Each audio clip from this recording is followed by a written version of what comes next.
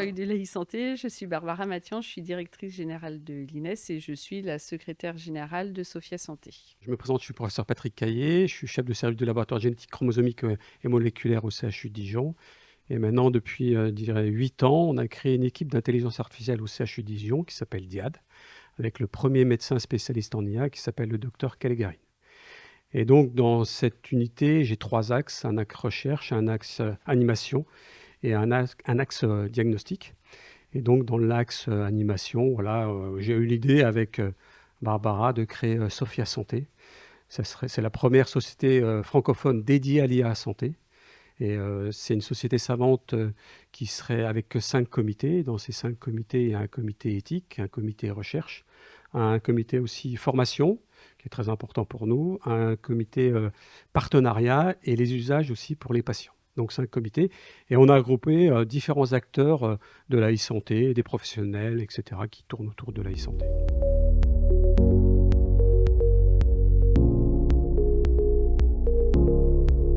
Moi, je vais prendre l'exemple de mon service. J'ai un petit service, j'ai 20 techniciens, 5 PH, et je dirais, qui sont formés au numérique en santé. On n'est que 2.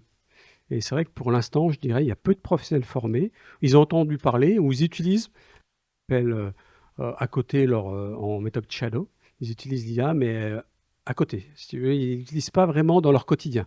Nous, on l'utilise, on l'a implémenté sur les karyotypes. Mais c'est tout. Je dirais à l'hôpital de Dijon, pour l'instant, il y a les scanners, il y a le service de génétique, mais on est loin que tous les hôpitaux soient opérationnels sur l'IA en santé. On est très loin, je dirais. Après, la formation, il faut qu'elle réponde à un besoin. La formation, ce n'est pas la réponse à tout, mais il faut un minimum d'acculturation et puis d'information. Ça, c'est le cran encore en dessous. Pour comprendre l'IA, pour l'intégrer potentiellement dans ses pratiques et voir l'impact qu'elle a dans le monde de la santé, en fait.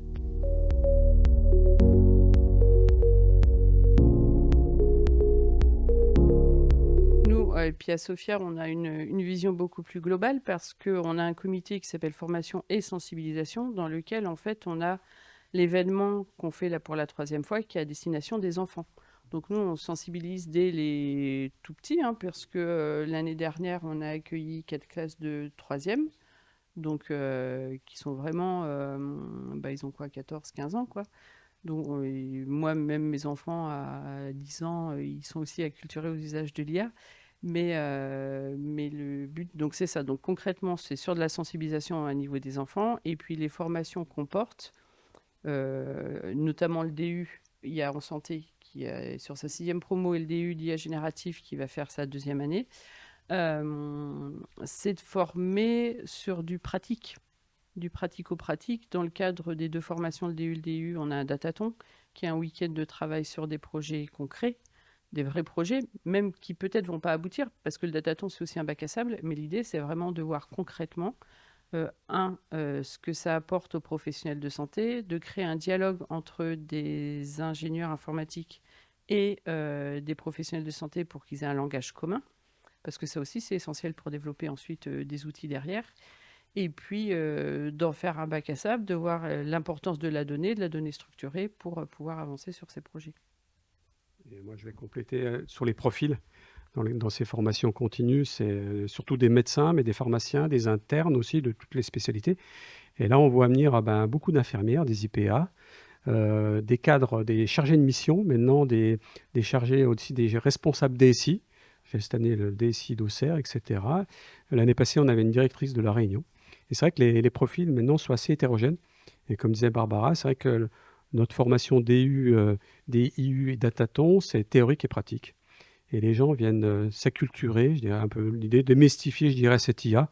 Parce que c'est vrai qu'on dit oui, on ne va pas y arriver, mais c'est vrai qu'avec l'arrivée d'IA générative et de ChatGPT, là, le 6 décembre 2022, il y a maintenant même un non-expert utilise l'IA. Qu'avant, moi j'ai mon data scientist comme David qui était dans le service, c'est vrai que c'était lui le spécialiste. Maintenant, on voit des profils complètement différents et tout le monde utilise maintenant de l'IA générative.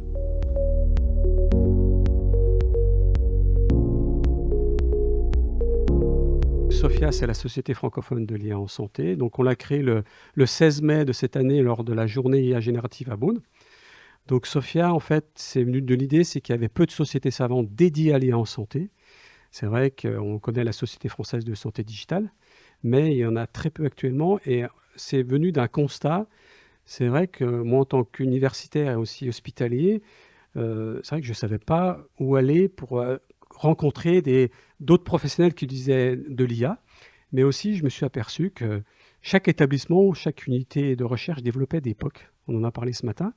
Et en fait, l'idée de Sophia, c'est de fédérer, puis de faire comme une plateforme où les gens vont voir ce qui se développe dans les autres CHU aussi. Se rencontrer, mais aussi aller jusqu'à des recommandations. Une autre idée, ça serait de faire des recommandations. Là, on a un comité des usages qui va étudier sur les différentes applications en dermatologie.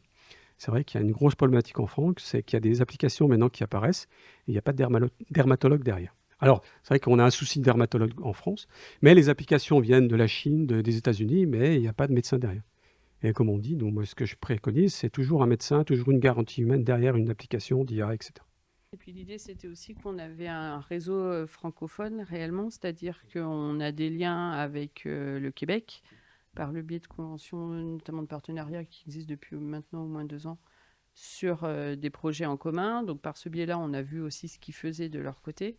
Et puis avec la Belgique aussi, on a des liens. Donc l'idée, c'était d'être vraiment ancré dans la francophonie, et ce qui permet aussi de confronter les usages sur les différents continents ou dans les différents pays, même au sein de l'Europe, hein, parce que les usages ne sont pas homogènes au sein de l'Europe, et de voir comment, dans cet écosystème-là, également francophone, pas que IA et pas que santé, chacun arrive à avancer et à mettre en place des outils d'IA. Et la prochaine étape, ça sera aussi potentiellement de voir ce qui se passe en Afrique, et en Afrique francophone, parce qu'il se passe des choses extrêmement intéressantes.